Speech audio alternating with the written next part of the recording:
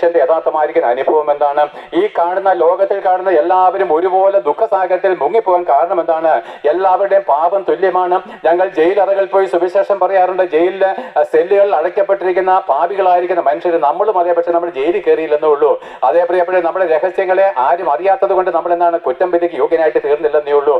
ആ ജയിലറുകളെ തുറന്നുകൊണ്ട് ഞങ്ങളുടെ മുമ്പിൽ വരിയായിട്ട് പ്രാർത്ഥനയ്ക്ക് ഓരോ ജയിലറുകളിലും 10, 50, 100 പേരിരിക്കുമ്പോൾ അവരെല്ലാം എന്താണ് കൊലപാതകളാണ്, മോഷ്ടാക്കളാണ്, മറ്റു വിധമായിരിക്കുന്ന തെറ്റുകളും കൊള്ളകളും കൊലകളും ചെയ്തിട്ട് വന്നിരിക്കുകയാണ്.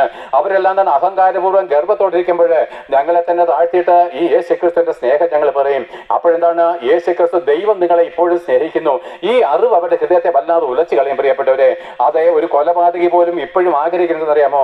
എന്നെ ആര് സ്നേഹിക്കും? അവന്റെ ഭാര്യയ്ക്ക് അവനോട് വെറുപ്പാകുന്നു, അവന്റെ കുഞ്ഞുങ്ങൾക്ക് അവന്റെ മുഖം കാണുന്നതിനെ അറപ്പാകുന്നു, അവൻ സ്വന്തം വീട്ടിലേക്ക് വരുന്ന കുടുംബത്തിന് പോലും ഇഷ്ടമല്ലാതെ ആയിട്ട് തീരുന്ന സമയത്ത് അവർ വീണ്ടും വീണ്ടും ക്രൂരന്മാരായിട്ട് തീർന്ന് വീണ്ടും വീണ്ടും പാപം ചെയ്തുകൊണ്ട് അവസാനം നരകത്തിലേക്ക് പോകുമ്പോൾ ഞങ്ങൾ അവിടെ പറയും, നിന്നെ പോലുള്ള പാപിയായിരിക്കുന്ന ഒരുവനെ സ്നേഹിക്കുന്ന ഒരു പരിശുദ്ധനായിരിക്കുന്ന ദൈവമുണ്ട്, പാപികളെ സ്നേഹിക്കുന്ന ഒരു കർത്താവുണ്ട്.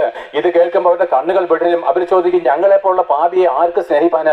ഞങ്ങളുടെ ഭാര്യയ്ക്ക് പോലും മക്കൾക്ക് പോലും ഞങ്ങളുടെ സ്നേഹമില്ലെങ്കിൽ ഞങ്ങളെ ആര് സ്നേഹിപ്പാന്? അപ്പോൾ ഞാൻ പറയും, പാപികളെ തേടി വന്ന ഒരു യേശുക്രിസ്തുവിന്റെ സ്നേഹം പറയും. അതേ പ്രിയപ്പെട്ടവരെ, 2000 വർഷങ്ങൾക്ക് മുമ്പ് ഭൂമിയുടെ മധ്യഭാഗമായിരിക്കുന്ന യെരുശലേമില് ആ ഗോൽഗോഥ മലമുകളില് ആകാശത്തിനും ഭൂമിക്കും മധ്യേ ദൈവത്തിനും മനുഷ്യർക്കും ഇടയിൽ നിന്നുകൊണ്ട് പാപത്തിന്റെ ശമ്പളം മരണമാണെന്നുള്ള ദൈവ കോടതി നിയമത്തിന് മുമ്പിൽ നമ്മുടെ എല്ലാവരുടെയും നിരവധിയായിരിക്കുന്ന പാപങ്ങളെ സ്വയം ചുമലിലേറ്റി നമുക്ക് ഓരോരുത്തർക്കും പകരക്കാരനായിട്ട് ദൈവപുത്രനായിരിക്കുന്ന ക്രിസ്തു മരിച്ചു എന്നുള്ള സാധുവത്താനം കേൾക്കുമ്പോൾ അവരുടെ കണ്ണുകൾ എന്താണ്? ഈർനടിയാണ്. പ്രിയപ്പെട്ട ഈ കഠിനന്മാരായിരിക്കുന്ന ഹൃദയങ്ങൾ വെണ്ണ പോലെ ഉരുകിയാണ്.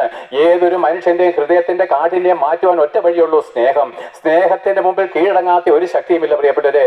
ഏത് ഉന്നതനും അത് റിസീവ് ചെയ്യാനൊരു മനസ്സുണ്ടെങ്കിൽ ഏത് കഠിന ഹൃദയത്തിന്റെ ഹൃദയം വെണ്ണ പോലെ അരിയുന്നത് ദൈവത്തിന് നിന്നോടുള്ള സ്നേഹത്തെ പറ്റിയുള്ള അറിവാണ്.